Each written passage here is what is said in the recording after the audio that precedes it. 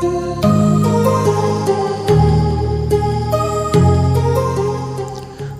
Morning dear students. আজকে আমি এই ভিডিওতে ক্লাস 9-এর হিজ ফার্স্ট ফ্লাইট গল্পটি লাইন বাই লাইন ব্যাখ্যা করতে চলেছি। তোমরা সঙ্গে থেকো এবং ভিডিওটি শুরু থেকে শেষ পর্যন্ত ভালো করে দেখো। প্রয়োজনীয় গুরুত্বপূর্ণ তথ্যগুলি খাতায় নোট ডাউন করে রাখো। চলো গল্পটি পড়ার আগে আমরা লেখক ও গল্পটি সম্পর্কে কয়েকটি কথা জেনে নিই। লিয়াম ও'ফ্লাহার্টি একজন উল্লেখযোগ্য আইরিশ ঔপন্যাসিক এবং ছোট গল্পকার। তিনি হলেন একজন বিংশ শতকের প্রথমার্ধের প্রথম সারির সমাজবাদী লেখক।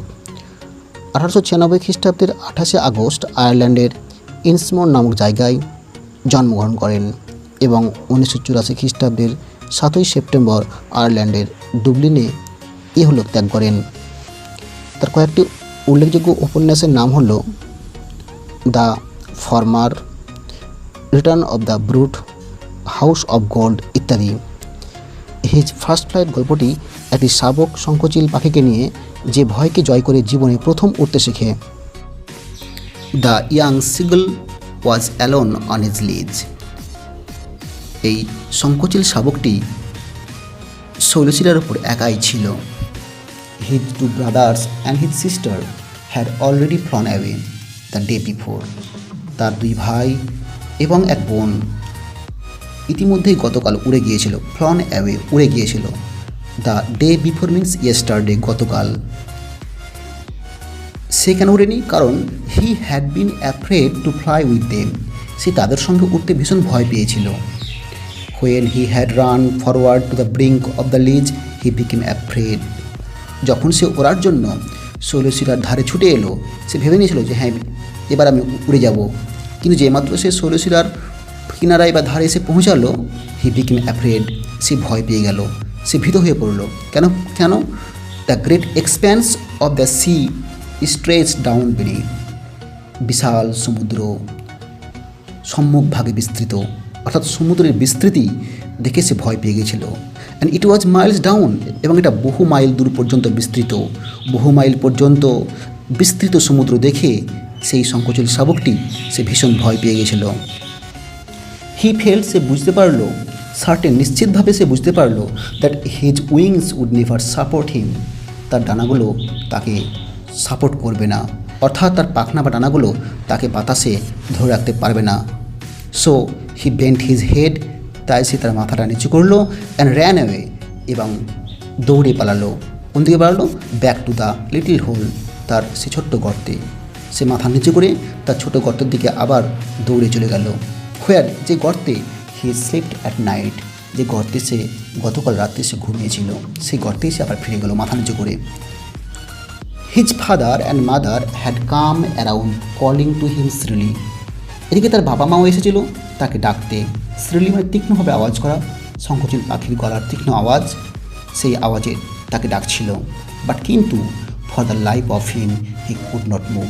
কিন্তু জীবনের ভয়ে, অর্থাৎ সে ভেবেছিল যদি আমি ওড়ার চেষ্টা করি তাহলে আমি পড়ে যাব, আর পড়ে গেলেই আমি মরে যাব।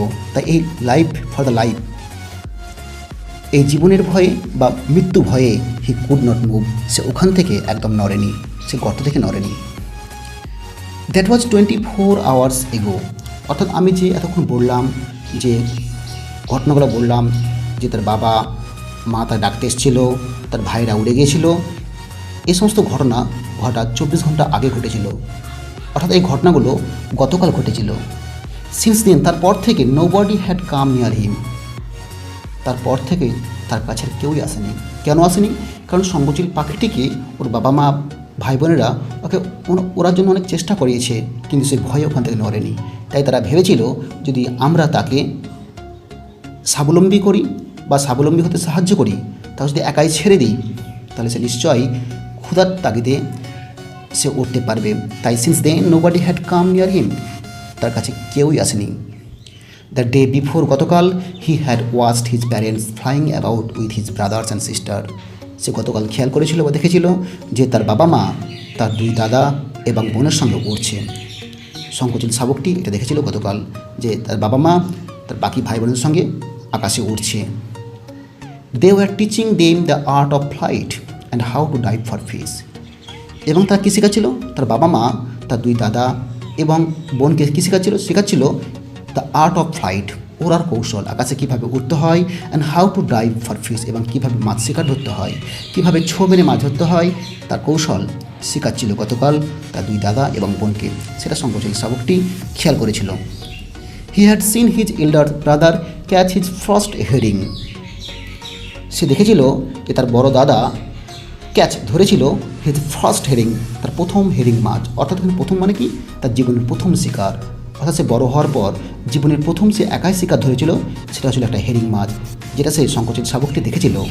While his parents circled around proudly, যখন তার বড় দাদা এই হেরিং মাছটি শিকার ধরেছিল তখন তার বাবা মা গর্বের সঙ্গে তাকে পাহারা দিচ্ছিল। অর্থাৎ গর্বের সঙ্গে তার বাবা মা তার বড় দাদা চারদিকে উঠছিল, তারা গর্ববোধ করছিল। The sun was now ascending the sky, বর্তমানে সূর্য ধীরে ধীরে আকাশে উঠছে। অ্যাসেন্ডিং দ্য স্কাই, সূর্য আকাশে উঠছে, এর মানে হচ্ছে আস্তে আস্তে বেলা বাড়ছে। ব্লেজিং ওয়ার্মলি, এবং সূর্যের যে উষ্ণতা সেটা বাড়ছে। ব্লেজিং ওয়ার্মলি, উষ্ণভাবে সূর্য তার আলো ঝরাচ্ছে বা কিরণ দিচ্ছে। অন হিজ লিজ, এই সেলোসিরার উপর। দ্যাট ফেস দ্য সাউথ, যে সেলোসিরার মুখটি দক্ষিণ দিক করে আছে, আর দক্ষিণ থেকে সূর্যের আলোটা তীর্যকভাবে পড়ে, তাই সেলোসিরার উপর সূর্যের আলো তীর্যকভাবে পড়ছিল। He felt the heat because he had not eaten since the previous nightfall, গতকাল রাত্রির পর থেকে সে একটা দানাও খায়নি, সে কিছু খায়নি, আর ওই জন্যই সে আজকে এই সূর্যের তাপটাও তার শরীরে খুব লাগছিল। অর্থাৎ সে ভালোভাবে সূর্যের তাপ বা উষ্ণতা অনুভব করছিল, কারণ সে অলরেডি দুর্বল হয়ে পড়েছে, গতকাল থেকে কিছু খায়নি, তাই না খাওয়ার জন্য সে দুর্বল হয়ে পড়েছে, সূর্যের তাপটা সে ভালোভাবে অনুভব করছিল। Now there was not a single scrap of food left in the straw nest, আর এখন কি বলছে যে ওই স্ট্র নেস্ট, স্ট্র কথা অর্থ হচ্ছে শুকনো ঘাস, লতাপাতা, খড়, এগুলো বলা হয় স্ট্র নেস্ট। পাখিরা যে শুকনো গাছের পাতা, ঘাস, লতাপাতা দিয়ে যে বাসা করে ওকে বলা হয় স্ট্র। এই now there was not a single scrap of food left in the straw, তার সেই খড়ের তৈরি বাসা, সেই বাসায় এক টুকরো কোনো খাবার ছিল না। His little grey body trotted back and forth on the ledge, তার সেই ছোট্ট ধূসর রঙের দেহটা ট্রটেড, ট্রটেড কথা অর্থ হচ্ছে দ্রুত পায়ে এগোনো, ব্যাক অ্যান্ড ফর্থ, একবার সামনে একবার পেছনে, ব্যাক অ্যান্ড ফর্থ, পেছনের সামনে। অর্থাৎ সেই শঙ্করচূড় শাবকটি সেই সেলোসিরার ওপর সে দ্রুতভাবে একবার সামনে যাচ্ছে, একবার পেছনে ফিরে আসছে। He was trying to find some means of reaching his parents without having to fly, সে কেন এটা করছিল, সেলোসিরার পর সে কেন একবার সামনে পিছনে এগোচ্ছিল, কারণ সে চেষ্টা করছিল সাম means of reaching his parents without having to fly, না উড়ে, আকাশে না উড়ে কীভাবে বাবা মার কাছে পৌঁছানো যায় তার একটা কৌশল বা তার একটা উপায় বের করার সে চেষ্টা করছিল। বাট কিন্তু অন ইচ সাইড, উভয় দিকে, অফ হিম তার, অর্থাৎ শঙ্করচূড় শাবকটি সেলোসিরা যে জায়গায় ছিল তার উভয় প্রান্তে কী ছিল, ইন্ডেড ইন এ শিয়ার ফল, মানে সেলোসিরাটা একদম খাড়া ছিল আর কি। শঙ্করচূড় শাবকটি যেখানে ছিল তার উভয় প্রান্ত একদম খাড়া, অর্থাৎ এপাশ ওপাশ যাওয়ার কোনো উপায় ছিল না, গেলেই সে নিচে পড়ে যাবে। শিয়ার ফল, শিয়ার ফল কথা অর্থ হচ্ছে একদম খাড়া। উইথ দ্য সি বিনিথ, আর নিচে কী আছে, বিশাল সমুদ্র বিস্তৃতি, অর্থাৎ সমুদ্রের বিস্তৃতি নিচে বিরাজ করছে। He could surely reach them without flying if he could only move northwards along the cliff, সে ভাবছিল যে সে নিশ্চয়ই বাবা মার কাছে পৌঁছে যেতে পারবে উইদাউট ফ্লাইং, না উড়েই, যদি সে কী বলছে, যদি he could only move northward along with the cliff, সে ক্লিপ বরাবর যদি উত্তর দিকে এগিয়ে যায় তবে সে বাবা মার কাছে পৌঁছতে পারবে। কিন্তু then on what could he walk, কিন্তু তারপর সে কার উপর দিয়ে হাঁটবে, কারণ দেয়ার ওয়াজ নো লিজ, তারপর তো ওখানে লিজ শেষ, অর্থাৎ সেখানে তো সেলোসিরা শেষ, উত্তর দিক বরাবর সেলোসিরা পর্যন্ত কিছুটা পথ দেওয়া যাবে, কিন্তু তারপরেই সেলোসিরা শেষ। And he was not a fly, আর সে তো উঠবে না, হি ওয়াজ নট এ ফ্লাই, সে তো উঠবে না। He stepped slowly out to the brink of the ledge, সে ধীরে ধীরে সেলোসিরার এক প্রান্তে এসে হাজির হলো। He stood on one leg with the other leg hidden under his wing, সে এক পা দাঁড়ালো আর অন্য পাটাকে সে তার ডানার নিচে লুকিয়ে রাখলো, অর্থাৎ এক পায়ে ভর দিয়ে সে সেলোসিরার ওপর দাঁড়িয়ে রইল। ক্লোজিং অন আই, আর একটা চোখ বন্ধ করলো, অ্যান্ড দেন দ্য আদার, তারপরে অন্য আর একটা চোখ বন্ধ করলো। সেটা কেন করলো? কারণ হি প্রিটেন্ডেড, সে ভান করছিল টু বি ফলিং অ্যাসলিপ, ঘুমিয়ে যাওয়ার। সে ঘুমিয়ে যাওয়ার ভান করে এক পায়ে ভর দিয়ে চোখ বন্ধ করে এসে সোলেসিয়ারের উপর দাঁড়িয়ে রইল। স্টিল, তথাপি তা সত্ত্বেও his parents took no notice of him, তার দিকে কোনো নজর দেয়নি।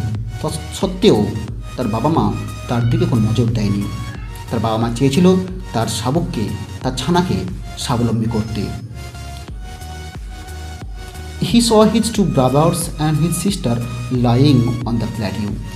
সে দেখল, সংকোচন শাবকটি দেখল তার দুই ভাই এবং sister lying on the plateau. Plateau কথা অর্থ হচ্ছে সেই একটা পাহাড় যার ওপরটা একটু চাপটা টাইপের হয়, প্ল্যাটিউ। সে প্ল্যাটিউর ওপর সে শুয়ে আছে। দে আর ডজিং, তারা ঝিমোচ্ছিল। ডজিং, তারা ঝিমোচ্ছিল। With their heads sunk into their wings, আর তারা মাথাগুলিকে ডানার নিচে লুকিয়ে রেখেছিল। His father was preening his feathers on his white back. এদিকে বাবা তার সাদা পাখনাগুলোকে প্রিনিং কথা অর্থ হচ্ছে পরিষ্কার করা এবং সাজানো, অর্থাৎ ঠোঁট দিয়ে, তার বিগ মানে ঠোঁট দিয়ে তার বাবা তার পালকগুলিকে সাজিয়ে দিচ্ছিল। মানে বাবা সরিষার উপর দাঁড়িয়ে দাঁড়িয়ে পালগুলিকে পরিষ্কার করছিল এবং সাজাচ্ছিল। Only his mother was looking at him, শুধু মাই তার দিকে খেয়াল রাখছিল।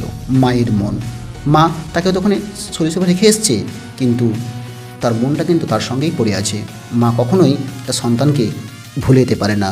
যেখানে বাবা সরিষার উপর সে একাই বসে আছে, তার পালক ঝাড়ছে, এদিকে তার দুই ভাই বোনেরা এরাও ঝিমোচ্ছিল, কিন্তু মা তার দিকে নজর রেখেছে। She was standing on little high hump on the plateau, এবং তার মা সে প্ল্যাটিউর ওপর একটু উঁচু জায়গায়, হাই হাম্প, এখানে হাম্প মানে হচ্ছে পাহাড়ের ওপরে একটু উঁচু জায়গায় তার মা দাঁড়িয়েছিল। Eating a piece of fish, এবং সেখানে সে কি eating a piece of fish, একটু মাছ খাচ্ছিল। এটা সে কেন দাঁড়িয়েছিল? কারণ তার মাও দেখাচ্ছিল তার সন্তানকে, সেই শাবকটিকে, যে সে যেন দেখতে পায় আমি খাচ্ছি, আর আমার খাওয়া দেখে যদি সে ওড়ার চেষ্টা করে, তাই সে ভাবছিল তাকে, এক কথায় তাকে দেখিয়ে দেখিয়ে খাচ্ছিল। The sight of the food maddened him, এই খাবারের দৃশ্য, মা খাবার খাচ্ছে, আর এদিকে সেই সংকোচন শাবকটি না খেয়ে সোলেসিয়ারের ওপর সে ঘুমানোর ভান করছে। এই দৃশ্য, মায়ের খাবার দৃশ্য দেখে সে পাগল হয়ে পড়ল। খাবার দৃশ্য দেখে সে আর সহ্য করতে পারছে না।